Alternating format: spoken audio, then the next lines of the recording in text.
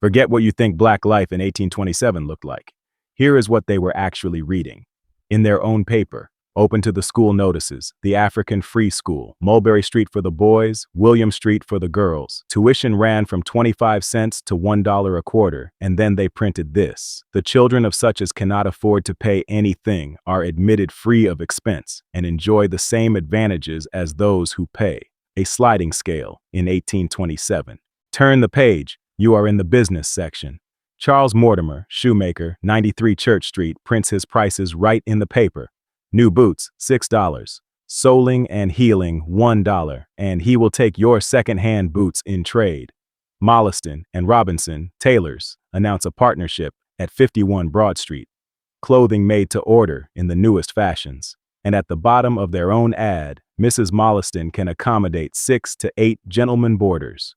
2 businesses. 1 household. The church notices tell you what the history books skip. A new house for the African Free Methodist Society, 136 Mulberry Street. Read that address again.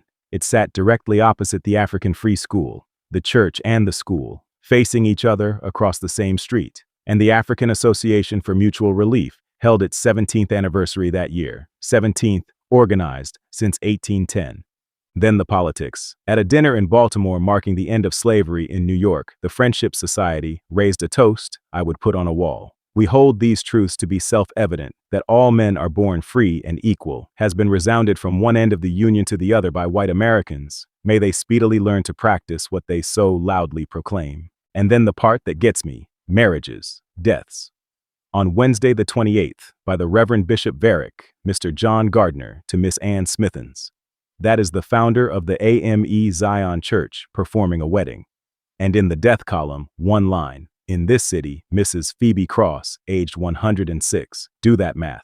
Born around 1721, she lived through the entire American Revolution, and she died free in New York, and a black newspaper recorded it. Schools with sliding scale tuition, tailors in partnership, churches across from schoolhouses, a woman who lived 106 years. That is not a community defined by bondage. That is a civic life, documented by the people living it. Until the next story, peace.